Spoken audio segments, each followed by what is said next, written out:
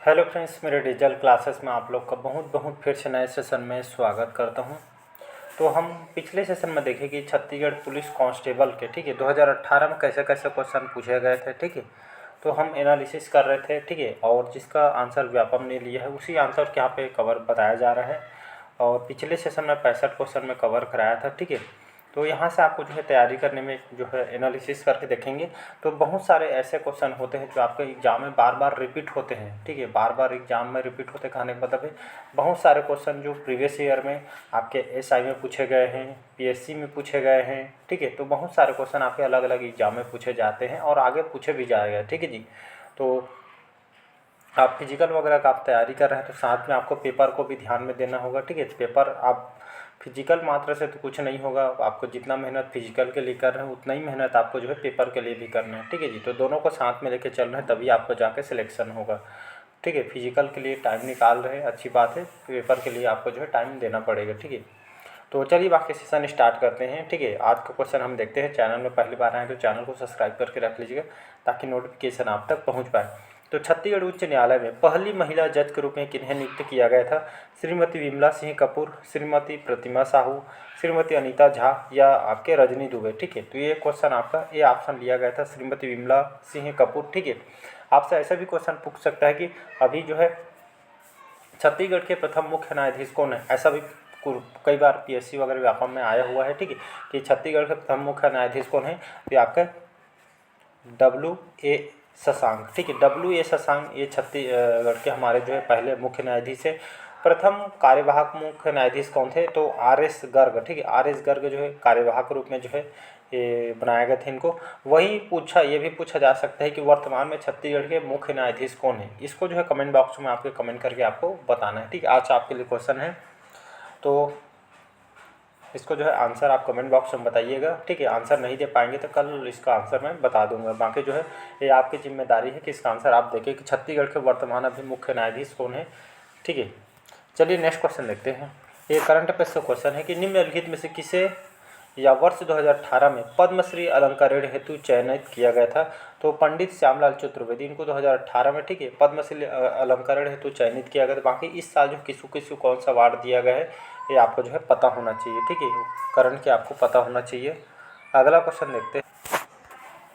छत्तीसगढ़ के कौन से जिले में प्रथम प्लास्टिक सड़क बनाया जा रहा है? दुर्ग, सरगुजा, कोरबा या रायपुर? ये भी करंट अफेयर्स का क्वेश्चन है। तो ये उस समय जो है कहाँ पे बनाई जा रही थी? तो छत्तीसगढ़ के कौन से जिले में? सरगुजा जिले में जो है प्रथम ये आपका प्लास्टिक सड़क जो है यहाँ पे बनाया जा रहा है। तो इसका बी ऑप्शन हो जाएगा यहाँ पे करेक्ट आंसर। नेक्स्ट क्वेश्चन देखते हैं। छत्तीसगढ़ राज्य के प्रथम ओडीएफ नगर निगम का पुरस्कार किसे प्रदान किया गया था? रायगढ़, रायपुर, अंबिकापुर या बिलासपुर को? तो ओडीएफ नगर निगम का पुरस्कार किसको दिया गया था? ये आपके अंबिकापुर को यहाँ पे उस समय दिया गया था। तो ये भी आपका करंट अफेयर्स का क्वेश्चन है। तो इसका सी ऑप्शन हो जाएगा यहाँ पे करेक्ट आंसर। अगला क्वेश्चन देखते हैं। छत्तीसगढ़ सरकार के द्वारा कौन से जिले को किस जिले को जैविक जिला बनाने की घोषणा की गई थी या जो इसको घोषणा किया गया था उस समय? दंतेवाड़ा, रायपुर, गरियाबंद या दुर्ग जिला? तो इसका आंसर हो जाएगा आपका उस समय जो है गरियाबंद जिला को। मतलब जो है आप सभी को पता है भारत में जो सिक्किम ऐसा जो राज्य है जहाँ पे पूर्ण रूप से जैविक खेती यहाँ पे होता है, उसी के तर्ज पे गरियाबंद जिला को जैविक जिला बनाने की यहाँ पे घोषणा किया गया था। तो इसका सी ऑप्शन करेक्ट आंसर हो। नेक्स्ट क्वेश्चन देखते हैं। फुटबॉल के फीफा वर्ल्ड कप के उप विजेता कौन है? इंग्लैंड, क्रोएशिया, फ्रांस या जर्मनी? तो ये जो है उस समय करंट अफेयर्स का क्वेश्चन ये तो उस समय इसका आंसर आपका जो है क्रोएशिया था। अगर इससे पूछे कि मतलब जो है मतलब जो है अभी जो भारत का पूछे तो आपको जर्मनी लेना है। फ्रांस को हरा के भारत ने मतलब जो है जर्मनी ने फ्रांस को हरा के जो है फीफा वर्ल्ड कप को जो है यहाँ पे जो है विजेता टीम रही। यहाँ पे उप विजेता पूछा गया। तो उप विजेता टीम यहाँ पे क्रोएशिया रही है उस समय जो है 2018 के करंट अफेयर्स में। वर्तमान में पूछे तो जर्मनी ने जर्मनी ने फ्रांस को हरा के जो है ये आपका जो है विजेता टीम ये आपका जर्मनी है और उप विजेता टीम आपका फ्रांस रही है। तो वर्तमान में पूछे तो इसको आंसर लगाइए, जर्मनी, उप विजेता आपका फ्रांस रहेगा। जी। चलिए नेक्स्ट क्वेश्चन देखते हैं। हाल ही में निम्नलिखित किस ग्रह के धरातल के नीचे झील की खोज की गई है? शुक्र ग्रह, मंगल, बुध या बृहस्पति? तो ये भी करंट अफेयर्स का क्वेश्चन था। तो मंगल ग्रह में जो है धरातल के नीचे झील की यहाँ पे खोज की गई थी। ये भी करंट अफेयर्स मान के चलिए। करंट अफेयर्स आपको अच्छा स्कोरिंग नंबर है तो करंट अफेयर्स अच्छे से आपको पढ़ के जाना है। निम्नलिखित में से कौन सा फसल रबी फसल है, ठीक है। इस टाइप के क्वेश्चन बहुत बार पूछे हैं, ठीक है। जीके है तो क्वेश्चन आना फिक्स है। निम्नलिखित कौन सा फसल जो है रबी फसल, रबी फसल में कौन कौन सा आता है, धान, गन्ना या जूट, ज्वार, गेहूं और चना, या सोयाबीन या मूंगफली, ठीक है। तो रबी फसल में आपका गेहूं और चना, गेहूं और चने ये जो है फसल जो है रबी फसल के अंतर्गत यहाँ पे आती है। अगला क्वेश्चन देखते हैं। जुलाई 2018 में 10वां ब्रिक्स सम्मेलन का आयोजन हुआ था बीजिंग में, रियो डी जेनेरियो में, नई दिल्ली में या जोहान्सबर्ग में, ठीक है। तो उस समय जो है जोहान्सबर्ग में यहाँ पे किया गया था, ठीक है जी। बाकी जो है डेली बेस पे जो है इंटरनेशनल करंट अफेयर्स आप पढ़ना चाहते हैं, मैं डेली बेस पे पढ़ाता हूँ, वहाँ पे पूरा एक्सप्लेन करके आपको पढ़ाया जाता है। तो आप अच्छे आज से जो है बढ़िया पढ़िएगा, ठीक है। बाकी उस टाइम में आपको जो है क्वेश्चन मैं कवर करा दूंगा। तो उस समय जो है जोहान्सबर्ग में यहाँ पे किया गया था। बढ़ते हैं अगला क्वेश्चन तरफ। निम्नलिखित किस बैडमिंटन खिलाड़ी जो है जकार्ता में, ठीक है, निम्नलिखित किस बैडमिंटन खिलाड़ी जकार्ता में, ये आपका इंडोनेशिया की राजधानी है जकार्ता, यहाँ पे आयोजित जूनियर एशियन बैडमिंटन चैंपियनशिप 2018 में स्वर्ण पदक जीता था लक्ष्य सेन ने, अमन फारो ने, किरण जार्ज ने या आपके अलप मिश्रा। उस समय इसका जो आंसर यहाँ पे लक्ष्य सेन यहाँ पे हुआ था, ठीक है जी। तो इसको आपको याद रखना है, 2018 में करंट अफेयर्स के क्वेश्चन ये भी। अगला क्वेश्चन चलिए देखते हैं। राष्ट्रीय साक्षरता मिशन की शुरुआत कब हुआ था, 1900 में, 2003 में या 1999 में या 1988 में, ठीक है। तो राष्ट्रीय स्तर पे साक्षरता मिशन की शुरुआत जो है आपका 1988 से यहाँ पे किया गया था। तो इसका डी ऑप्शन, ये डेट याद रखिए, देख सकते हैं इस तरह का डेट आपको पता होना चाहिए, तभी आंसर ये इस टाइप के जो क्वेश्चन लगा पाएंगे। तो राष्ट्रीय साक्षरता मिशन की शुरुआत 1988 से यहाँ पे की गई थी। तो इसका डी ऑप्शन हो जाएगा। अगला क्वेश्चन देखते हैं। निम्नलिखित वह कौन सी नदी है जिसका उद्गम भारत में नहीं है, ठीक है, सिंधु, चिनाब, रावी या ब्रह्मपुत्र, ठीक है। तो ये कौन सी नदी है जिसका उद्गम भारत में नहीं है, सिंधु का तो है, चिनाब का भी है, रावी का भी, ब्रह्मपुत्र का नहीं है, ठीक है। याद रखिए कई बार आया है सीसी वगैरह में भी, ये जो आपका ब्रह्मपुत्र नदी है जिसका उद्गम जो है या इसका ओरिजिन भारत में नहीं होता है। तो इसका डी ऑप्शन मोस्ट इंपॉर्टेंट है, कई बार आया हुआ है, ठीक है। भारत की जलवायु निम्नलिखित में से किससे प्रभावित नहीं होता है, ठीक है। भारत के जो क्लाइमेट है, जलवायु है, किससे जो है प्रभावित नहीं होता है, मानसून से, हिंद महासागर के अस्तित्व से, भूमध्य रेखा के सानिध्य से या महासागरीय धाराएं से, ठीक है। तो ये जो है डी ऑप्शन महासागरीय धाराएं, इससे जो है भारत की जो क्लाइमेट है, जलवायु, इससे जो है प्रभावित नहीं होता है। इसका डी ऑप्शन हो जाएगा करेक्ट आंसर। अगला क्वेश्चन है दीर्घ रेडियो तरंगे, ठीक है। तो दीर्घ रेडियो तरंगे पृथ्वी की किस सतह से परावर्तित होती है, आयन मंडल से जिसको आयनोस्फीयर बोलते हैं, समताप मंडल, मेसोस्फीयर, क्षोभ मंडल या डी ये सभी से। इसका जो करेक्ट आंसर हो जाएगा आपका आयनोस्फीयर, आयन मंडल, ठीक। तो दीर्घ रेडियो तरंगे पृथ्वी की किस सतह से परावर्तित होती है, तो आपका आयनोस्फीयर या आयन मंडल से जो है यहाँ पे परावर्तित होती है। तो इसका ये ऑप्शन हो जाएगा यहाँ पे करेक्ट आंसर हो जाएगा। अगला क्वेश्चन देखते हैं।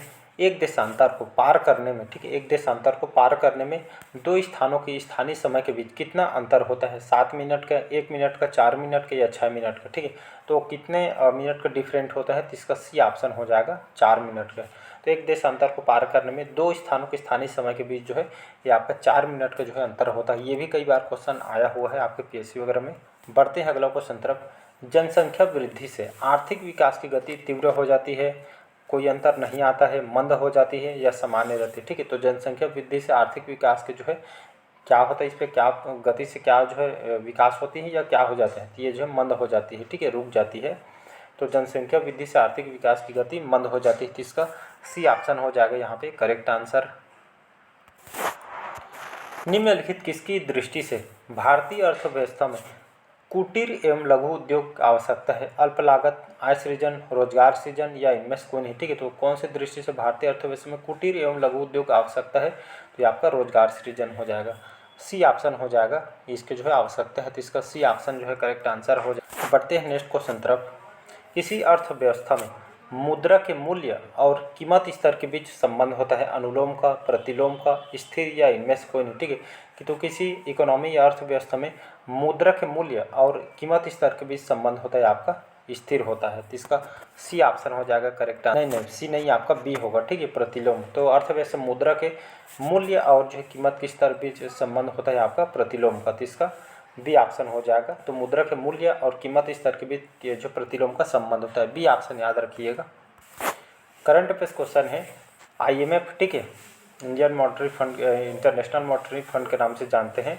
इसके आंकड़ों के अनुसार 2017 में भारत के सबसे तेज़ी से बढ़ते हुए प्रमुख अर्थव्यवस्था देशों में कौन से स्थान है? दूसरा, पाँचवा, चौथा या तीसरा स्थान? इसका आंसर यहाँ पे जो लिया गया था, चौथा स्थान यहाँ पे लिया गया था। ठीक है, तो ये भी जो है करंट अफेयर्स का क्वेश्चन है। अगला क्वेश्चन देखते हैं, विश्व का सबसे छोटा महासागर। ठीक है, तो कौन सा विश्व का सबसे छोटा महासागर है जी? अटलांटिक महासागर, हिंद महासागर, आर्कटिक महासागर या आपके प्रशांत महासागर? इसका जो है सी ऑप्शन हो जाएगा करेक्ट आंसर, आर्कटिक महासागर। तो विश्व का सबसे छोटा महासागर आपका आर्कटिक महासागर है, इसको आपको याद रखना है। चलिए नेक्स्ट क्वेश्चन देखते हैं, विश्व का पहला गणतंत्र वैशाली में किसके द्वारा स्थापित किया था? आपके गुप्त, नंद, मौर्य या लिच्छवी? तो विश्व का पहला गणतंत्र वैशाली में किसके द्वारा स्थापित किया गया था? तो ये आपके लिच्छवी या लिच्छवी वंश, तो इसके द्वारा विश्व पहला गणतंत्र वैशाली में इनके द्वारा स्थापित किया गया था। तो इसका डी ऑप्शन हो जाएगा करेक्ट आंसर। नेक्स्ट क्वेश्चन देखते हैं, किस घटना के पश्चात महात्मा गांधी जी द्वारा असहयोग आंदोलन समाप्त किया गया था? काकोरी की घटना, या इसको काकोरी कांड भी कहा जाता है, मुजफ्फरपुर की घटना, जालियांवाला बाग के जो है बाग की घटना के कारण, या चौरा चौरी घटना? तो इसका जो है डी ऑप्शन हो जाएगा चौरी चौरा घटना। ठीक है, जो इसी के इस घटना के पश्चात महात्मा गांधी द्वारा असहयोग आंदोलन यहाँ पे समाप्त किया गया था। ठीक है, असहयोग आंदोलन 1942 में स्टार्ट किया गया था। इस घटना के बाद जो इसको समाप्त किया गया था, इसका डी ऑप्शन हो जाएगा करेक्ट आंसर। चलिए नेक्स्ट क्वेश्चन देखते हैं, पूना समझौता किसके मध्य हुआ था? ठीक है, ये कई बार क्वेश्चन आया है, पूना समझौता किसके मध्य हुआ था? Gandhi ji Lord Irwin, Gandhi ji doctor Bhimrao Ambedkar ji, Gandhi ji Subhash Chandra Bose या गांधी जी या आपके मोहम्मद जिन्ना के द्वारा? इसका जो करेक्ट आंसर हो जाएगा महात्मा गांधी जी और भीमराव अंबेडकर। ठीक है जी, बी ऑप्शन महात्मा गांधी और भीमराव अंबेडकर, ये जो पूना समझौता इन दोनों के मध्य बीच में आपका हुआ था, इसका बी ऑप्शन हो जाएगा करेक्ट आंसर। ठीक है, तो चलिए आज के सेशन में यहीं तक रखते हैं। कैसा लगा सेशन कमेंट करके ज़रूर बताइए। पहले बार आए तो चैनल को सब्सक्राइब करके रख लीजिएगा। बाकी जो है जीके अच्छा जो है आप कवर करना चाहते हैं, इसके लिए आप बुक बता रहा हूँ। ठीक है, जो भी बुक है, लेकिन यहाँ पे जो आपके पास लूसेंट बुक है, ये बहुत अच्छी बुक है।